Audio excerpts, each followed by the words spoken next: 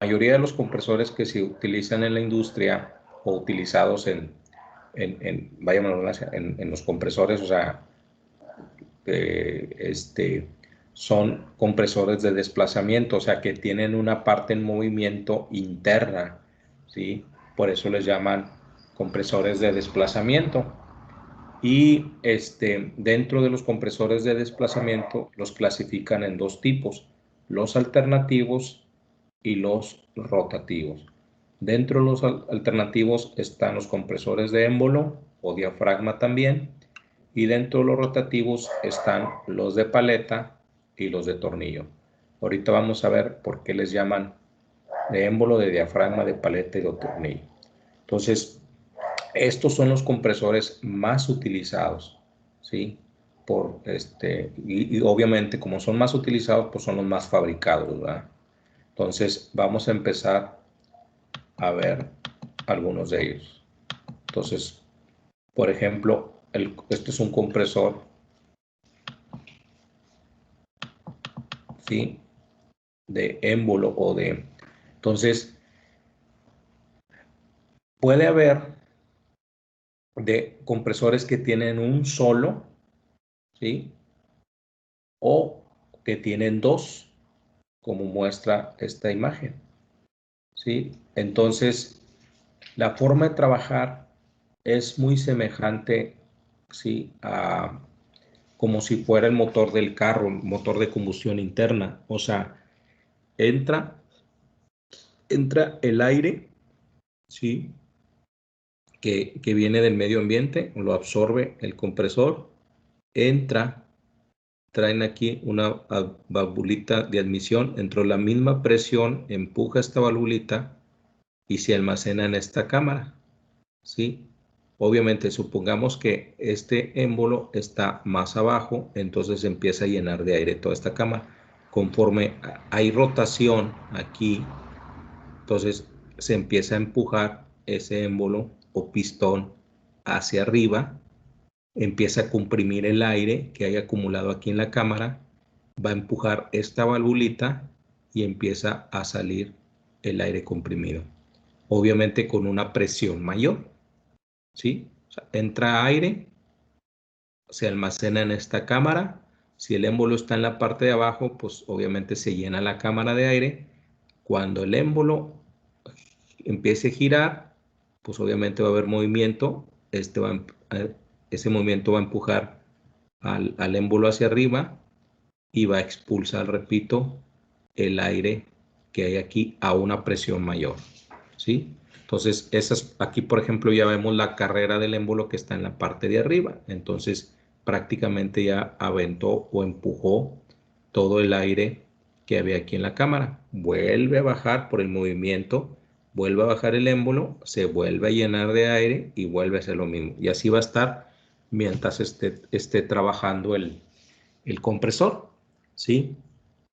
Nos dice que generalmente este tipo de compresores trabajan más o menos en un estándar de una presión de 3 a 7 bares, ¿sí?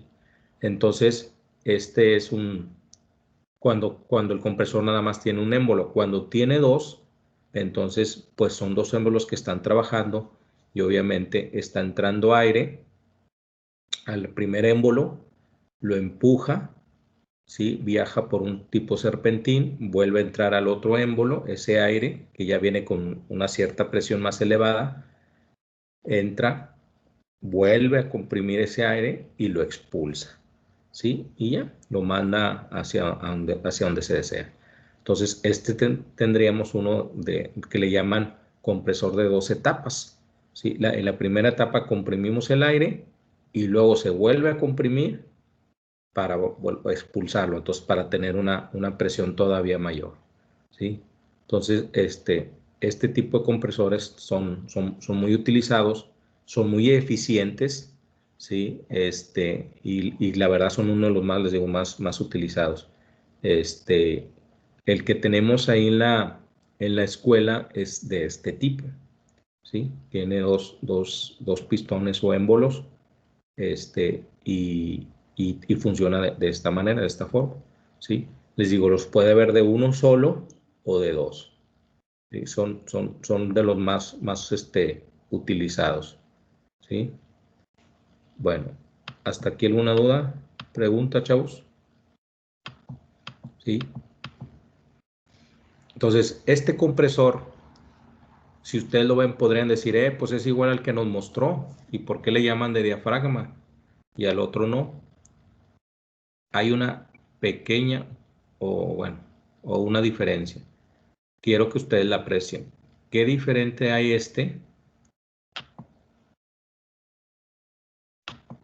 con estos? Si hay una diferencia, aprecienla en el dibujo. Observen. Observen bien los dibujos. ¿Sí?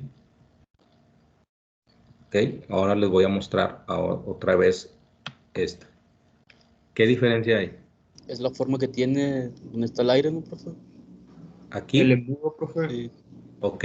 El ángulo que trae ahí para... Ok, fíjense. Trae esta parte, la que estoy señalando con el mouse, ¿sí la ven? Esta parte, como un plato. Sí. ¿Sí? Bueno, a ese es el que le llaman diafragma, no a esto. Esto sería igual que el anterior. ¿Sí? Este sería igual que aquí, que estos. ¿Sí? Nada más que este arriba trae el plato, el otro, el que le llaman diafragma, trae como un plato aquí arriba. Este no lo trae. Este es todo el pistón o todo el émbolo sella aquí en la cámara. En hay aparte esto es recto, como dicen ustedes. Y en el otro hay un ángulo, ¿sí? Entonces, si estuviera nada más el pistón, pues no funcionaría correctamente, habría pérdidas. Entonces le agregan como este plato y le llaman diafragma, ¿sí? Entonces el funcionamiento es igual, va a mover un pistón, pero tiene la parte de arriba, digámoslo así, como un plato, un diafragma, que va a hacer que se comprima y escape menos aire. Y obviamente también tiene su entrada, tiene unas valvulitas. Esas valvulitas, por ejemplo, cuando entra aire, esa valvulita, por la misma presión del aire que entra, empuja la válvula hacia abajo y empieza a llenarse la cámara con el aire. Y cuando el pistón, el émbolo empieza a elevarse, a reducir el volumen que hay aquí, pues la misma presión empuja esta válvula hacia arriba y permite la salida de aire. Entonces, el aire entra con una presión y sale con una presión diferente. O sea, hay una delta P, una diferencia de presiones. Obviamente esta presión que sale del compresor es mucho mayor o más alta que la presión que viene entrando el aire que absorbe el compresor, les digo, del medio ambiente. ¿Sí?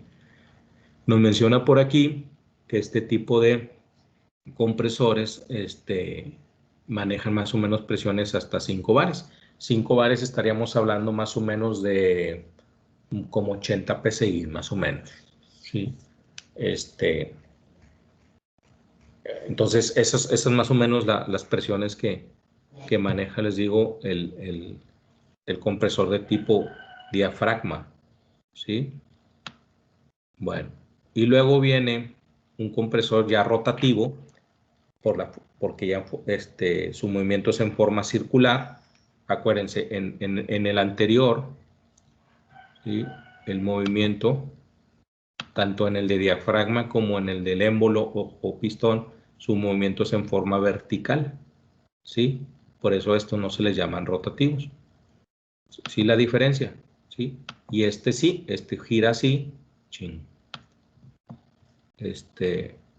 Con eso de que el mouse no funciona bien, entonces. Ok, ahí está. Entonces, este es un compresor rotativo, obviamente gira en forma circular, pero le llaman de paletas porque estos que se ven aquí en color blanco como con gris oscuro, ¿sí? Asemeja como si fuera viéndola, a cuenta si nosotros estuviéramos viéndola de este lado, como si estuviéramos viendo una paleta de hielo. Por eso le llaman compresor de paletas, porque pareciera como si fuera una paleta de hielo. Y hagan de cuenta que si lo vemos así, estuviéramos viendo la lateral de la paleta, ¿sí? Una de las laterales de la paleta. Entonces, ¿cómo funciona este tipo de compresores? pues entra el aire y empieza a almacenarse en las cavidades, digámoslo así, que hay entre paleta y paleta, ¿sí? Como esto empieza a circular, a moverse, vamos a decir que se mueva a favor de las manecillas del reloj, entonces empieza ese aire a ir avanzando, entonces empieza a disminuir la cámara, o sea, es que empieza a ser más chiquita, obviamente comprime el aire, ¿sí? Y lo expulsa a una presión mayor, ¿sí? Entonces, este es el funcionamiento de un compresor de paletas. O sea, repito, está girando, empujando el aire a las diferentes cámaras que hay ahí. Entiéndase cámara el hueco que hay entre paleta y paleta, ¿va? ¿Sí? Entonces se almacena, esa cámara se va reduciendo, se va haciendo más pequeña, obviamente comprime el aire, repito, y va a llegar un momento en que lo expulsa a una presión mayor. Por eso también el color azul más fuerte de este lado que de este lado, o sea, entendiéndose que aquí ya empieza a haber una compresión de aire, ¿sí? Y por ende, pues ese aire va a ser expulsado a una presión mayor de la que entra, ¿sí? Entonces, ese es a grandes rasgos como trabaja o funciona un compresor de paletas, que también son muy utilizados, ¿verdad? ¿Sí? Aquí nos menciona que este tipo de compresores sí ya manejan un tipo de aceite y que ese aceite funciona como refrigerante, ¿va? ¿Sí? Entonces, ese sería el compresor rotativo de paletas. Y luego vamos a ver el compresor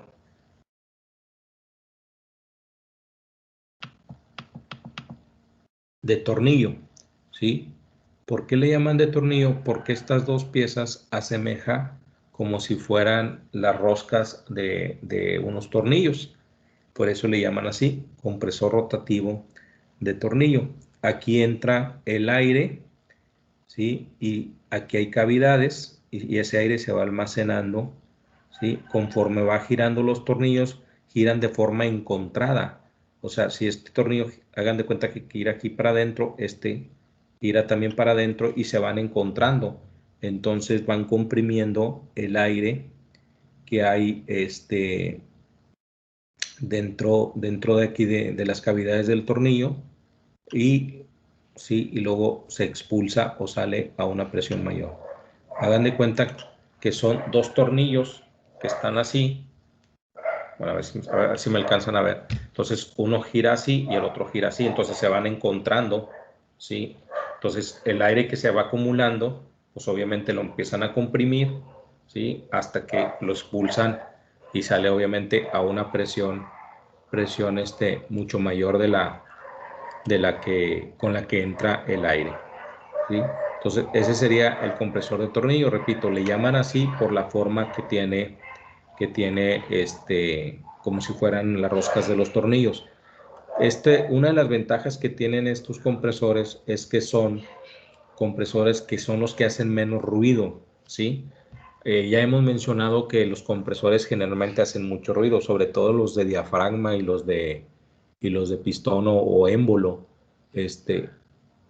hacen mucho ruido, no más que una de las desventajas de este tipo de compresores de tornillo, esa es una ventaja, que casi no hace ruido, pero una desventaja es que son relativamente caros, entonces su mantenimiento es caro, entonces, y son, digámoslo así, más delicados, entonces generalmente por eso utilizan más los compresores de este tipo, de diafragma o de pistón o de paletas. O sea, en estos compresores, los alternativos realmente son los más utilizados, el de émbolo o pistón y el de diafragma, ¿sí? Que estos. ¿Por qué? Porque estos son más delicados. El de tornillo, les digo, es el que menos ruido hace y en ese caso, pues excelente. Nada más que si se usa constantemente, o sea, si es un uso robusto, digámoslo así, entonces no se recomienda tanto el de tornillo porque es más delicado y su mantenimiento es más caro. Entonces, estos compresores, tanto los de émbolo pistón, y los de diafragma son los más utilizados porque son los más, digámoslo así, los más aguantadores, o sea, los que más aguantan la friega, ¿no? O sea, y en la mayoría de las industrias, pues obviamente no puede dejar de haber aire en las máquinas, pues los compresores es un elemento principal que prácticamente están funcionando todo el tiempo, ¿sí?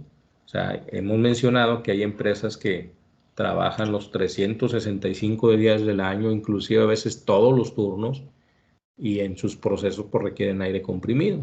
Entonces el compresor prácticamente pues no para, o sea, está trabajando mucho tiempo. Entonces, si las necesidades de la empresa son esas, pues se recomienda que tengas mejor un compresor de diafragma o de émbolo o pistón. Repito, porque son compresores más aguantadores, su mantenimiento es relativamente más sencillo. Entonces, eso sí, hacen mucho ruido, sí, pero ¿qué hacen en la industria? Pues el compresor lo instalan en un lugar separado o retirado de acá donde están todas las oficinas o donde está el área de producción. Entonces, y pues ya dices tú, bueno, pues ok, voy a tener ruido, pues ese ruido medio lo soluciono instalándolo retirado el compresor, pero voy a tener un compresor muy eficiente, un compresor que está fabricado precisamente para soportar grandes cantidades de carga de trabajo, o sea, de que esté trabajando prácticamente todo el tiempo. Pues entonces esas son las necesidades que tengo en la empresa. Ah, bueno, pues compro un compresor de diafragma o de émbolo, ¿sí? Ah, es un compresor que a lo mejor rara vez lo voy a usar, pocas veces. Bueno, pues a lo mejor ahí sí conviene la inversión de uno de paletas o de tornillo, ¿verdad? Sí, que son, les digo, un poquito más delicados, pero hacen menos ruido. Ah, no, pues entonces puedo comprar un compresor de esos, ¿sí? Pero no, si las necesidades de la empresa son de que prácticamente el compresor va a estar trabajando todo el tiempo, entonces la mayoría pues compra mejor un compresor de diafragma o de émbolo o pistón, ¿sí? Bueno, ¿dudas, preguntas, chavos? Hasta aquí. No, profe. ¿No? Bueno, aquí también mencionamos en la siguiente lo que ya hemos visto, los elementos básicos en la preparación del aire, o sea, lo que ya vimos, el filtro, el regulador y el lubricador. Aquí la parte interna, ¿verdad? Cómo están. En este dibujo se aprecia un poquito mejor cómo está internamente el filtro, el regulador y el lubricador, ¿sí? Déjenme mostrarles otras imágenes, ¿sí? De algunos otros equipos básicos dentro de un sistema neumático automatizado. O sea, ya sabemos que mencionamos por ahí que pues, están las válvulas, ¿sí? Estas son electroválvulas. ¿Por qué son electroválvulas? Porque aquí en la parte, esta por ejemplo, esta también la que estoy señalando con el puntero del mouse, esta parte y esta parte de los extremos son bobinas, ¿sí? Entonces aquí ya llega un cable, se conecta eléctricamente, se aplica un voltaje para que funcione la válvula. O sea, aquí tiene entradas de aire o pueden ser las salidas, ahí no se alcanza a apreciar bien. Obviamente de un lado debe tener entradas y del otro lado las salidas, o viceversa. Si aquí son las entradas, pues estas son las salidas. Entonces si le llega aire, pero obviamente esta válvula, como es una electroválvula, pues no va a funcionar hasta que también se le aplique el voltaje a la bobina. Generalmente son bobinas de corriente directa, entonces se manejan de 12 volts, 24 volts. Las que nosotros tenemos ahí en la escuela son de 24 volts de directa. Entonces aplicas el voltaje, le llega aire y funciona la válvula, ¿sí? Entonces estos son unos tipos de válvulas que se utilizan mucho en los sistemas neumáticos. Aquí tenemos algunos cilindros que también se les llama actuadores. Cuando se tiene una sola entrada, estos tienen dos entradas, aquí está una, aquí está la otra, aquí también y aquí también se ve una entrada y la otra entrada. Cuando tienen dos entradas se les llama cilindros de doble efecto, ¿sí? Y cuando tienen una sola entrada de aire se les llama cilindros de simple efecto, ¿verdad? ¿Sí? O actuadores de doble efecto y de simple efecto, ¿sí? Entonces, estos sí son neumáticos, estos no necesitan otra embobina, entonces simplemente con que les llegue el aire, a una entrada sale el vástago, se le llama vástago, algunos erróneamente le llaman pistón, pero este se le llama vástago. Entonces, entra aire, aquí hay una camarita internamente, que ese aire pues obviamente va a empujar a que salga, empuja un resorte y luego empuja el vástago y sale y se queda afuera. Y si entra aire a esta parte, ahora lo que va a hacer es que empuja para que se meta el vástago y se regrese, ¿verdad? ¿Sí? Entonces es así como funciona el cilindro, obviamente saliendo y entrando, dependiendo de qué quieres que haga el cilindro. Si quieres que nada más salga y dure cierto tiempo afuera, bueno, pues entonces puedes poner una electroválvula para que durante cierto tiempo le mande aire, salga y luego a cierto tiempo ya no le mande aire y entra aire por acá y regrese, ¿sí? Entonces, estas son unas imágenes de algunos cilindros neumáticos. Acá tenemos algunos tipos de mangueras que se utilizan. Generalmente, cuando ya se conectan de las válvulas a los cilindros, se utilizan mangueras. Cuando viene la presión de aire del compresor, generalmente es tubería, ¿sí? Tubería galvanizada, ¿sí? Inclusive llega tubería. Y luego ya esa tubería se le conectan, vamos a suponer una T, unos conectores, y generalmente ya de ahí sacamos manguera flexible que llega a la unidad de mantenimiento o acondicionamiento y luego se continúa con manguera para llegar a las válvulas y a los cilindros. Y para hacer eso, pues tenemos estos tipos de conexiones o conectores, ¿sí? Que aquí, por ejemplo, esta es una T, este es un codo 90 grados, ¿sí? Entonces, esto que está en color rojo, ahí se inserta la manguera, o sea, a presión entra y internamente traen como un candadito que no permite que la manguera se zafe, ¿sí? Y estos, pues sí aguantan buenas presiones, por ejemplo, si se están manejando 80 PSI, tranquilamente aguantan o soportan esa presión de 80 PSI, ¿sí? Entonces, nosotros ahí en la escuela, por ejemplo, miren, aquí se ve, en la punta de esta se ve el conector que tiene rosca. Entonces, por ejemplo, esa rosca se empotra aquí, ¿sí? Se instala aquí, obviamente con una llavecita o una perica, se aprieta y ya tenemos ahí para conectar aquí. Si esta es una entrada, pues ya tendríamos aquí para conectar con una manguera las válvulas. Entonces así se instalan en las válvulas o aquí en los cilindros, en las entradas también se les pone este tipo de conectores y llega a la manguera y se inserta. Obviamente hay de diferentes medidas, ¿sí? Hay que de 4 milímetros, 6 milímetros, 8 milímetros, son las medidas un poquito más utilizadas. Los milímetros que son el diámetro de la manguera. Entonces, si yo voy a manejar, por ejemplo, mangueras de 4 milímetros, que son las que más manejamos ahí en la escuela, de 4 y de 6, pues yo tengo que tener un conector para que aquí, si yo voy a ocupar de 4 milímetros, bueno, este conector, pues obviamente aquí debe aceptar manguera que entre de 4 milímetros. Si voy a usar de 6, entonces tendría que cambiar el conector y poner para uno de 6. O sea, estos conectores, vaya, nomás reciben una medida, ¿verdad? No son estándar, que, diferentes medidas, pues no, obviamente que no, ¿sí? Porque si esta es medida para 4 y quiero meter una manguera de 6, pues no va a caber, ¿verdad? O viceversa, si tengo un conector de 6 y pongo una manguera de 4, pues obviamente esa manguera va a quedar floja, va a quedar ahí, y obviamente entra el aire y inclusive la va a aventar, ¿verdad? Una de las, digamos así, desventajas cuando se manejan las mangueras de plástico, bueno, ventajas son muchas, o sea, es flexible, no son muy caras, entonces eso aguantan bastante bien. Obviamente, si están cerca de un horno y hay temperaturas altas, pues no es recomendable utilizar una manguera flexible de plástico porque pues, se va a derretir, ¿sí? Pero generalmente se aguantan buenas presiones.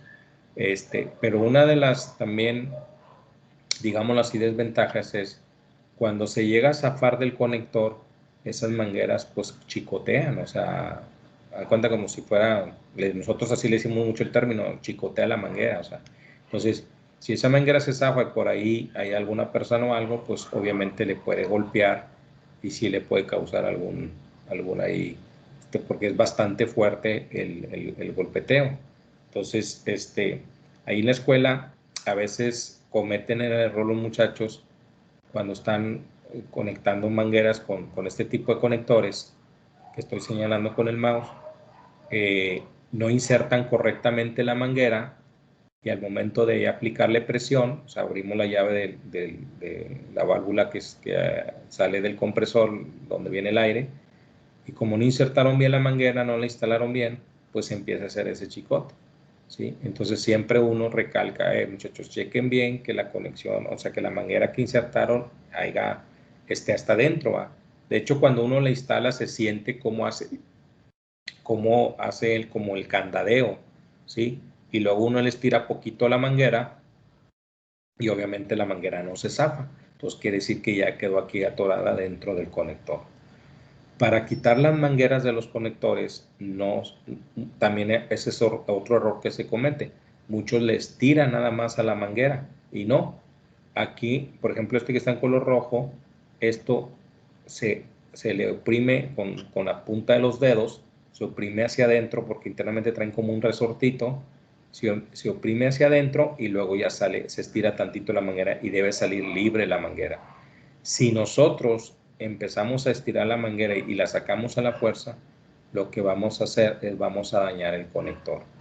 Y a veces ni nos damos cuenta que el conector se dañó y volvemos a insertar una manguera, aplicamos presión y ándale que la manguera se zafó porque el conector ya se dañó, porque erróneamente que estamos quitando la manguera. Entonces, ahí en la escuela también es otro error que se comete, como estamos constantemente insertando y quitando mangueras de plástico, entonces los muchachos lo hacen a la y se va, no lo hacen correctamente y por eso dañan muy seguido los conectores, ¿sí? Les digo, y a veces uno no se da cuenta que está dañando el conector, insertas la manguera, piensas que se insertó bien y nada, se zafa cuando luego aplicándole ahí la presión de aire. Entonces, ese es uno también, repito, de los grandes errores que se cometen a la hora de estar trabajando con mangueras flexibles y con este tipo de conectores o conexiones, ¿sí? Entonces, acá tenemos otra imagen de otros tipos de actuadores neumáticos o cilindros. Por ejemplo, este es un motor neumático, aquí también tenemos otro cilindro, aquí también tenemos otro. Estos son de otros tipos, ¿sí? Este es otro tipo de motor neumático. Entonces, hay diferentes componentes o formas que tienen los cilindros neumáticos. Por ejemplo, aquí está la conexión y como nomás yo veo una conexión, pues este es un cilindro o actuador de simple efecto. Que entra aire, sale el vástago. Deja de entrar aire, regresa el vástago, ¿sí?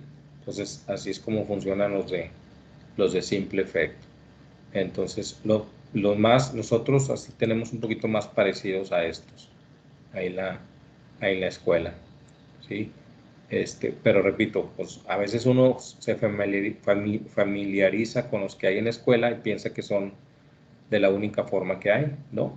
Hay también de otros tipos. Sobre todo la forma sí se las da el fabricante o la marca del cilindro. Como nosotros usamos de la marca Festo, tienen más esta forma, pero hay de otros tipos, ¿verdad? Hay otras empresas, negocios que también se dedican a fabricar cilindros o actuadores neumáticos, ¿sí? Bueno, hasta aquí dudas, preguntas, chavos. No. ¿No? ¿Todo bien? Ok. Bueno, entonces, ¿qué puedo hacer yo teniendo válvulas y teniendo cilindros? Por ejemplo, teniendo válvulas o electroválvulas y cilindros. Bueno, fíjense, con eso, obviamente teniendo una presión de aire y si es una electroválvula, voltaje en las bobinas, pues yo puedo hacer un sistemita básico de alguna automatización. O sea, yo puedo hacer que, por ejemplo, vamos a suponer,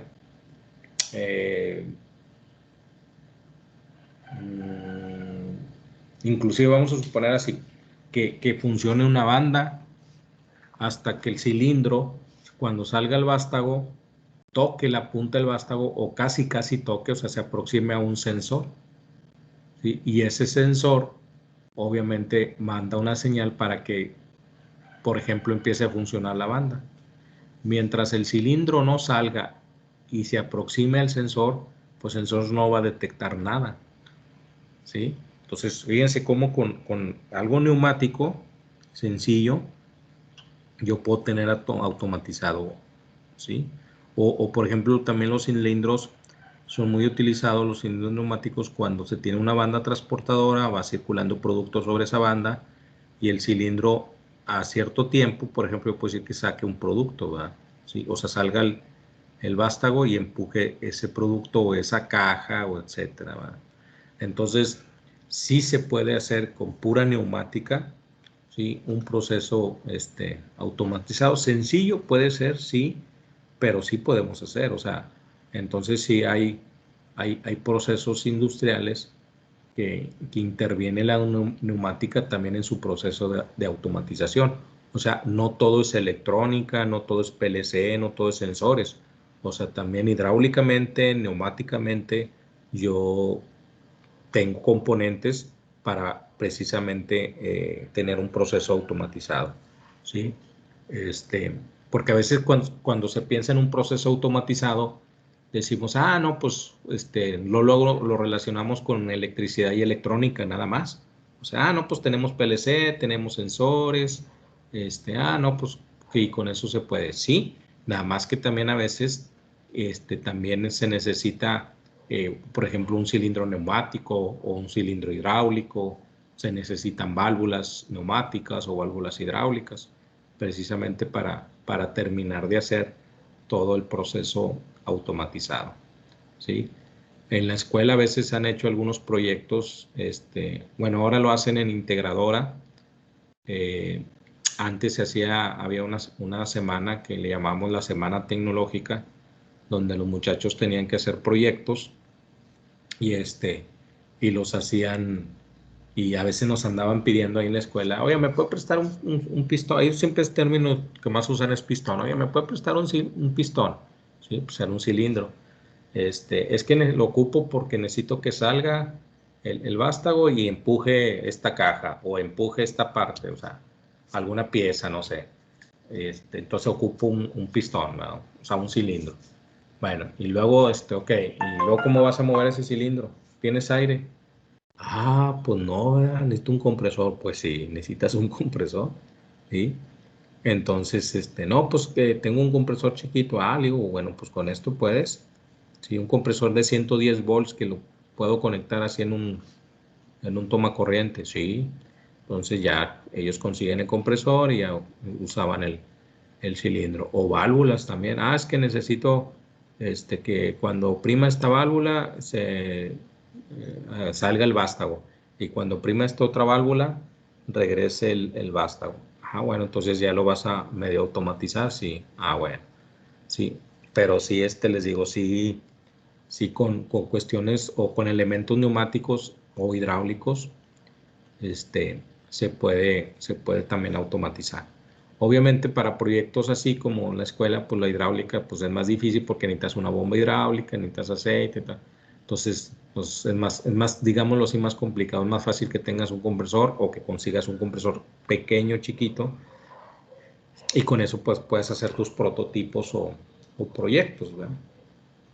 Sí, entonces les digo, sí, no todo es, en cuestión de automatización, no todo es así, nada más PLC, sensores, o sea, también hay elementos neumáticos dentro de sistemas automatizados, ¿sí? Entonces, ¿hasta aquí alguna duda, alguna pregunta, chavos? ¿No? ¿Con lo de compresores? ¿Los tipos de compresores? ¿No? Profe, Obviamente, ¿sí? esos de los del tipo tornillo, ¿de qué material están hechos? Bueno, obviamente están internamente fabricados de algún acero. No recuerdo exactamente el tipo de acero, este, utilizado, pero sí es como un acero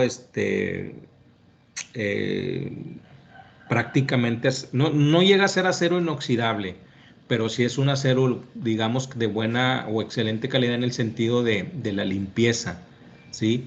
Y de que no se oxide rápidamente, porque acuérdense que el aire comprimido genera humedad. Entonces, internamente puede generarse humedad dentro del compresor también, y obviamente no conviene porque pues la humedad también genera oxidación. Entonces, si es un acero especial, no recuerdo así el acero como tal que te podría hacer, no es un acero al carbón no sé, de tal tipo de acero al carbón. No, la verdad no recuerdo. Sí están hechos de un material de acero, pero no recuerdo exactamente qué tipo de acero. Lo que también sé es que sí son un material especial para soportar humedades y cargas de trabajo, ¿va? ¿Sí? Ah, ok, ¿Alguna, gracias. alguna otra duda, pregunta? ¿No? Bueno, obviamente voy a también a subir esta presentación y explicación escrita de lo que he mencionado de los compresores, ¿sí? Lo que les quería mostrar era la imagen, cómo están internamente algunos tipos de compresores que son los más utilizados. Eso es lo que me interesaba mostrarles también con la presentación, para que tengan una mejor idea de cómo está internamente los compresores, ¿sí? Bueno, entonces, si no hay preguntas, tenemos clase mañana jueves, no tenemos. Sí, perdón, tenemos mañana jueves, tenemos redes que viene programada a las 12:40, pero habíamos mencionado que la vamos a recorrer a la hora del receso, a las 11:50. Perdón, a las 11:10. ¿Sí? O sea, mañana oficialmente en el horario redes de servicio está a las 12:40. Repito, pero la habíamos cambiado a la hora del receso a las 11:10. Entonces, nos vemos mañana, porque hoy ya no volvemos a tener clase, entonces mañana nos vemos a las 11:10 con la clase de redes de servicios industriales. ¿Sale? Sale, profe. Sí. Buen día. Profe, Ok, igualmente, excelente día. Cuídense, nos vemos. gracias, igual, cuídense.